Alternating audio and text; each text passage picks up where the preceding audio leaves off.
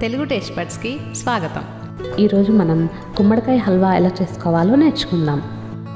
దానికి ఒక బౌల్ తీసుకొని అందులో 1 టేబుల్ స్పూన్ ఘీ యాడ్ చేసుకోండి.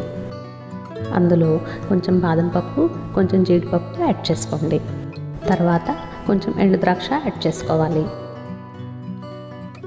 ఇప్పుడు వీటిని బాగా ఫ్రై చేసుకోండి.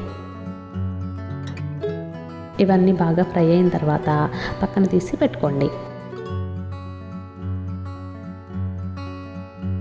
తర్వాత అదే బౌల్లో 2 టేబుల్ స్పూన్ నెయ్యి యాడ్ చేయండి.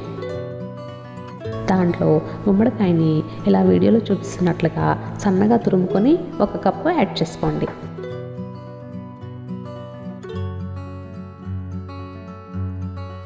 ఈ తురుముని నెయ్యిలో ఒక 5 మినిట్స్ బాగా ఉడికించుకోవాలి. తర్వాత ఒక 1/2 కప్ మిల్క్ యాడ్ చేసుకోండి.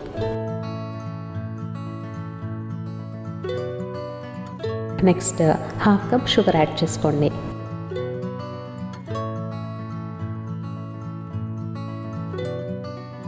దీంట్లో కొంచెం ఇలాచీ పౌడర్ యాడ్ చేసుకోండి. ఇప్పుడు ఇదంతా బాగా దగ్గరగా అయ్యేంత వరకు కుక్ చేసుకోవాలి. తర్వాత మనం ఫ్రై చేసి పెట్టుకున్న జీడిపప్పు, ఎండు ద్రాక్ష ఉన్నాయి కదా, అవి యాడ్ చేసుకోండి.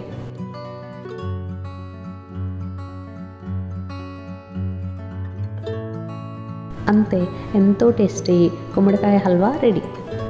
మరిన్ని వంటల కోసం, వాటి తయారీ విధానాల కోసం please subscribe to Telugu taste buds.